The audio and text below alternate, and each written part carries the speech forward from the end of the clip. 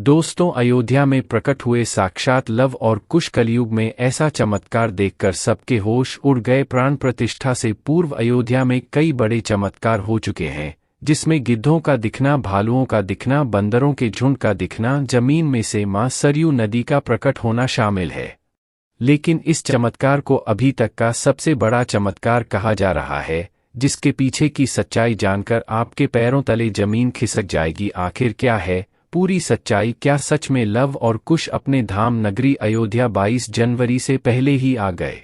मित्रों, राम जी से मिलने पहुंचे उनके दोनों पुत्र लव और कुश। क्या लवकुश आज भी जीवित है? ऐसे कई रहस्य से पर्दा उठेगा। इसी के साथ बताया जा रहा है कि भारत के सबसे बड़े 4 शंकराचार्य मंदिर उद्घाटन में शामिल होने के लिए राजी नहीं हो रहे हैं। वहीं पर शंकराचार्य बता रहे हैं कि मंदिर अभी पूरी तरह से तैयार नहीं हुआ है।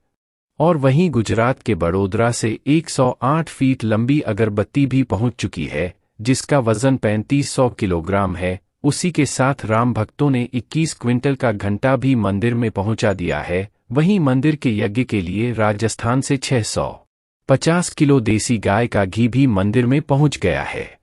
वहीं पर नेपाल के जनकपुर से अयोध्या के लिए एक साथ 500 से ज्यादा टोकरी में उभार बांधकर जनक प्रवासी अयोध्या ला रहे हैं। दोस्तों, आपने देखा होगा राम भक्त अपने प्रभु श्री राम के लिए कोई सोने का तीर कमान भेज रहे हैं, तो कोई खड़ाऊ, तो कोई बसस्तर भेज रहे हैं। आज की इस वीडियो में शुरुआत करने से पहले अगर आप एक सच्चे सनातनी हिंदू हैं और राम मंदिर बनने से बेहद खुश हैं, तो इस वीडियो को लाइक करें और कमेंट बॉक्स में जय श्री राम जरूर लिखें।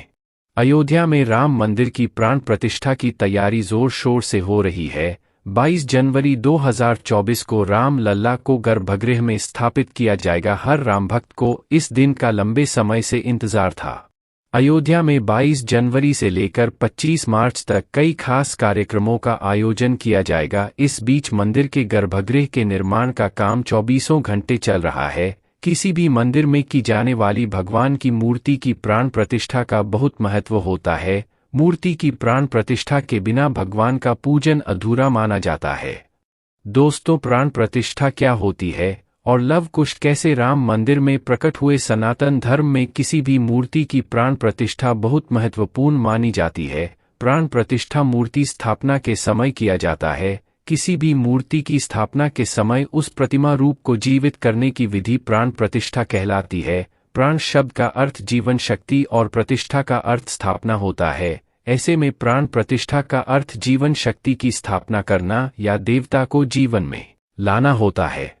बिना प्राण प्रतिष्ठा के कोई भी मूर्ति पूजा के योग्य नहीं मानी जाती है। मान्यता है कि प्राण प्रतिष्ठा के जरिए मूर्ति में जीवन शक्ति का संचार होता है और वह मूर्ति देवता के रूप में बदल जाती है। अर्थात अब साक्षात प्रभु श्री राम अयोध्या राम मंदिर में निवास करने वाले हैं। और जब स्वयं प्रभु एक बार पुनः अयोध्या आ रहे हैं, तो उनके प्रिय बेटे व पुत्र लव कुश कैसे पीछे रह सकते हैं? क्योंकि जब प्रभु श्री राम जी ने जल समाधि के लिए गए, तब उन्होंने लव कुश को अयोध्या का राजपाट सौंप दिया था। दोस्तों, बताया जा रहा है कि रावण का वध विभीषण ने ही करवाया था। राम जी ने वध करके लंका पर विजय पाई थी और पुष्पक विमान के जरिए जब फिर से अयोध्या लौटे थे, तब प्रभु श्री राम के साथ विभीषण जी भी अयोध्या आए थे और कई दिनों तक अयोध्या में ही रुके थे। इसके बाद उन्होंने लंका का राज सिंहासन संभाला और लंका के राजा बन गए। यानी प्रभु श्री राम की भक्ति उनके लिए बहुत भाग्यशाली साबित हुई है, क्योंकि जो राम की शरण में आ जाता है उसका उद्धार निश्चित है। लेकिन क्या विभीषण आज भी जिंदा है? इसका जवाब आपको आगे की वीडियो देखकर पता चलेगा। हिंदू धर्म की पौराणिक कथाओं के अनुसार माना जाता है कि 8 महान विभूतियां आज भी जीवित हैं, जिनमें से कुछ रामायण काल के हैं, तो कुछ महाभारत काल के तथा कुछ विभूतियां उससे भी पहले के काल से आज तक जीवित हैं।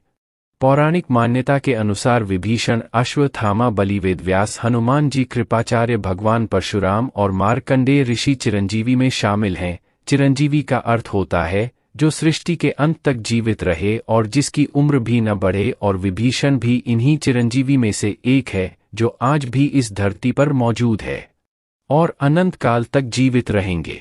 लेकिन यह वरदान आखिर उन्हें किसने दिया, यह बड़ा जानने का विषय है। भगवान राम के अनन्य भक्त विभीषण बाल्यकाल से ही धर्मपरायण रहे। वह अपने बड़े भाई रावण के धर्म विरुद्ध कार्यों का विरोध भी करते थे। उन्होंने लंका युद्ध में भी धर्म का पालन करते हुए भी भगवान राम का साथ दिया। इसलिए प्रभु श्री राम ने उन्हें सृष्टि के अंत तक अजर अमर रहने का वरदान दिया। जब कलयुग का अंत होगा उस समय भगवान विष्णु एक बार फिर से अवतार लेंगे जिसका नाम कल्कि होगा। तब ये आठों चिरंजीवी भगवान कल्कि का साथ देंगे और फिर से सतयुग की स्थापना करेंगे। इसका मतलब यही निकलता है कि विभीषण आज भी जीवित है, लेकिन प्राण प्रतिष्ठा से पहले राम मंदिर में उन्हें कब और कैसे देखा गया, आगे वीडियो में जो घटना हम आपको बताने वाले उसे सुनकर आपके होश उड़ जाएंगे। यह घटना 11 जनवरी रात्रि 12 बजे की रोजाना की तरह यह सभी मजदूर राम मंदिर के गर्भगृह का कार्य करके अपने तंबू में विश्राम कर रहे थे। तभी मजदूरों को मंदिर के अंदर से प्रभु श्री राम के नाम जाप की ध्वनि सुनाई दी। अभी किसी भी अन्य व्यक्ति को रात्रि के समय राम मंदिर में घुसने की अभी अनुमति नहीं है। तब उन्हें ऐसा लगा कि शायद किसी आसपास के मंदिर द्वारा उन्हें ध्वनि सुनाई दे रही होगी, तो सभी मजदूर रात्रि में वापस हो गए। लेकिन सुभाष नाम के एक मजदूर को लगातार यह बात खटक रही थी। उसे वह आवाज राम मंदिर से ही आती प्रतीत हो रही थी, तो उसके मन में जानने की उत्सुकता हुई, आखिर इतनी रात्रि को राम मंदिर के अंदर राम नाम का जाप कौन कर रहा है। उसने अपने साथियों को उठाना चाहा, लेकिन सभी गहरी नींद में थे। तब सुभाष अकेले ही राम मंदिर परिसर में पहुंचा। वह काफी महीनों से राम मंदिर के निर्माण कार्य का हिस्सा था। उसे राम मंदिर का एक एक कोना अच्छी तरह से पता था। जब उसने राम मंदिर के गर्भगृह में झांक कर देखा तो वहां पर एक बहुत ही दिव्य पुरुष, जिनके अंदर से काफी तेज प्रकट हो रहा था, वे अपने हाथों में माला लिए राम नाम का जाप कर रहे थे। ऐसा लग रहा था मानो वे काफी दिव्य पुरुष हो और किसी पौराणिक समय से आए हैं। उनके बैठने का और उनका अंदाज राजाओं की तरह मालूम पड़ रहा था। सुभाष यह नज़ारा देखकर दंग रह गया। इसके बाद सुरेश अपने साथी मजदूरों के पास गया और उन्हें यह सारी सच्चाई बताई। और जब सब मिलकर राम मंदिर गर्भगृह तक पहुंचे तो सभी के होश उड़ गए, क्योंकि वह दिव्य व्यक्ति वहां से गायब हो चुके थे। क्योंकि रात्रि का समय चल रहा था तो सभी लोग सुभाष की बातों को भ्रम समझ रहे थे और कोई भी उसकी बात को मानने को तैयार नहीं था। लेकिन सुभाष जानता था उसने जो देखा है वह बहुत बड़ा चमत्कार है। लेकिन उसके मन में एक ही सवाल था कि रात्रि 12 बजे राम मंदिर में राम नाम का जाप करते हैं वह दिव्य पुरुष आखिर थे कौन, क्योंकि आज के समय में किसी भी पुरुष के अंदर इतना तेज नहीं हो सकता। उनका संबंध पौराणिक काल से ही हो सकता है। और अगर रामायण काल की बात करें तो दो ही शख्सियत हैं जिनके होने का दावा आज भी कलयुग में कहा जाता है। पहले हैं हनुमान जी और दूसरे है विभीषण। तो पूरी संभावना यही है कि सुभाष ने राम मंदिर में रात्रि के समय जिस महापुरुष को देखा था वह राजा विभीषण हो सकते हैं, क्योंकि वह आज भी धरती पर जीवित है और 8 चिरंजीवी में से एक है। ऐसे मौके पर राम मंदिर में कई दिव्य चमत्कार लगातार हो रहे हैं। जहां कहीं दिव्य शक्तियां भी राम भगवान के स्वागत के लिए अयोध्या आ पहुंची हैं। राम मंदिर के उद्घाटन की तैयारी अब अंतिम चरण में है। आने वाली 22 तारीख के मौके पर कई संत महात्मा और जिन भक्तों ने राम मंदिर के लिए संघर्ष किया वो सभी अयोध्या पहुंचेंगे। न केवल 22 जनवरी को बल्कि 12 जनवरी से ही मेहमानों का दिया जलाने का सिलसिला शुरू हो जाएगा। रामनगरी में 11,000 से ज्यादा वीआईपी मेहमानों के स्वागत की तैयारी की जा रही है। एक समय था जब यही अयोध्या में रामलला टेंट में विराजमान थे। आज पक्का घर सिर्फ रामलला को ही नहीं बल्कि पक्का घर देश के 4 करोड़ गरीबों को भी मिल रहा है। रामायण के समय में अयोध्या को स्वर्ग कहा जाता था। देवता इसे स्वर्णिम नगरी कहते थे, क्योंकि यह नगर चारों तरफ से हर प्रकार की सुविधा से युक्त था। लेकिन जब मुगल आक्रांताओं ने भारत पर आक्रमण किया तो पूरे अयोध्या नगर को उजाड़ कर रख दिया। मंदिर के ध्वस्त होने के बाद कई सालों तक यह भूमि राम रहीम और किसी भी हिंदू सनातनी को इस क्षेत्र में आने की अनुमति तक नहीं थी। लेकिन पुनः प्रभु श्री राम जी की कृपा हुई। यहाँ श्री राम का भव्य मंदिर बनने के बाद यहाँ आने वाले लोगों की संख्या में बहुत बड़ी वृद्धि होगी। इसे ध्यान में रखते हुए सरकार ने अयोध्या में हजारों करोड़ रुपए के बीच विकास कार्य किया है। राम मंदिर की प्राण प्रतिष्ठा से पहले प्रधानमंत्री मोदी ने अयोध्या में अलग अलग विकास कार्यों का उद्घाटन किया और महर्षि वाल्मीकि इंटरनेशनल एयरपोर्ट अयोध्या धाम भी लोगों को तोहफे में दिया। इस एयरपोर्ट को पूरी तरह से भगवान राम से जोड़ा गया है, जिसकी दीवारों पर भी आपको श्री राम से जुड़ी सजावट देखने को मिलेगी। इस एयरपोर्ट लिए आप सभी को हर हर महादेव। इस एयरपोर्ट के अंदर घुसते ही हमें लगता है हम फिर से रामायण काल में आ गए हो। आपको बता दें कि इस एयरपोर्ट को 20 महीने के रिकॉर्ड समय में तैयार किया गया है। उत्तर प्रदेश सरकार की ओर से अयोध्या एयरपोर्ट के लिए 821 एकड़ भूमि मुहैया कराई गई थी। 14 साल का वनवास पूरा करके और रावण का वध करके जब भगवान श्री राम पुनः अयोध्या पहुंचे थे तो अयोध्या के घर घर में दिवाली मनाई गई थी, हर घर में दीपक प्रज्वलित किए गए थे। तो जब अब पुनः प्रभु श्री राम अपने धाम को लौटने वाले हैं तो हम 140 करोड़ देशवासी आखिर कैसे पीछे रह सकते हैं।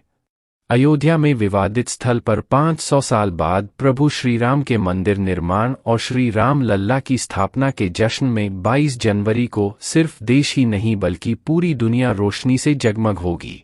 अयोध्या से पीएम मोदी ने देश के सभी 140 करोड़ लोगों से 22 जनवरी के दिन अपने घरों को श्रीराम ज्योति नामक दीपक की रोशनी से अपने घरों को जगमग करने का आह्वान किया है। प्रधानमंत्री ने लोगों से हाथ जोड़कर यह प्रार्थना की है कि सभी देशवासी श्री राम लल्ला की अयोध्या वापसी के जश्न में अपने अपने घरों को दिए से जगमग कर दें। यानी पूरे देश में इस बार 22 जनवरी को ऊर्जा, आशा, आकांक्षा और उम्मीद जोश से भरपूर एक नई दिवाली देखने को मिलेगी। ये दिवाली सिर्फ देश ही नहीं बल्कि दुनिया के उन तमाम देशों में भी मनाई जाएगी जहां भारत के लोग बसे हुए हैं। इसी बीच अब राम मंदिर प्राण प्रतिष्ठा से पहले राम लल्ला के भक्तों के लिए एक और बड़ी खुशखबरी है। दरअसल अब राम लल्ला के गर्भगृह का मुख्य द्वार सोने से बनाया गया है, जो मंदिर के मुख्य द्वार के तौर पर स्थापित कर दिया गया है। राम मंदिर में सोने के दरवाजे की कुछ खासियत यह भी है कि राम लल्ला के गर्भगृह में लगाए गए सोने के दरवाजे पर खूबसूरत नक्काशी की गई है। मंदिर के भूतल पर ऐसे 14 दरवाजे लगने वाले हैं। हमें राम मंदिर के अंदर जाने का मौका भी मिलने वाला है।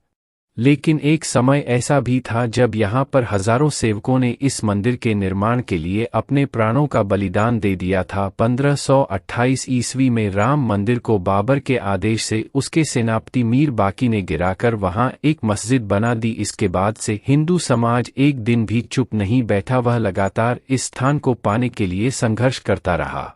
23 दिसंबर 1939 को हिंदुओं ने वहां राम लल्ला की मूर्ति स्थापित कर पूजन एवं अखंड कीर्तन शुरू कर दिया। विश्व हिंदू परिषद द्वारा इस विषय को अपने हाथ में लेने से पूर्व तक 76 बार श्रीराम जन्मभूमि मुक्त कराने के प्रयास किए हिंदुओं ने किए, जिसमें देश के हर कोने से हजारों नर नारियों का बलिदान हुआ, पर पूर्ण सफलता उन्हें कभी नहीं मिल पाई।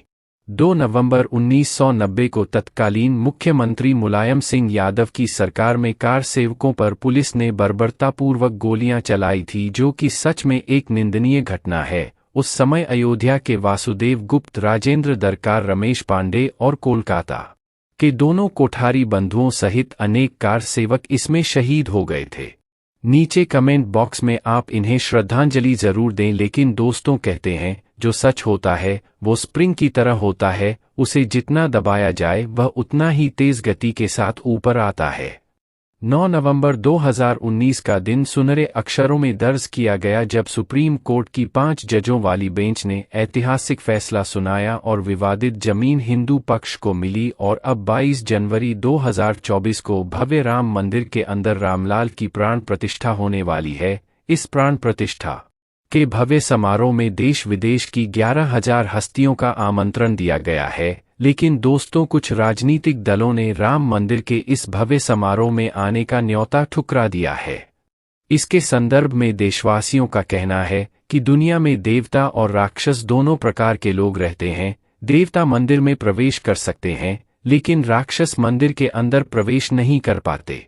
जो राजनीतिक दल मंदिर की प्राण प्रतिष्ठा में आने से मना कर रहे हैं, उन्हें राक्षसों के साथ जोड़कर देखना गलत नहीं होगा। जल्द ही राम मंदिर आम जनता के लिए भी खोल दिया जाएगा। राम मंदिर की भव्यता लोगों के मन में राम मंदिर को लेकर के उत्साह और साथ ही साथ अयोध्या शहर का विस्तार उन सभी बलिदानों की आत्मा को शांति प्रदान करेगा और देश की प्रगति में भी जरूर सहयोग करेगा।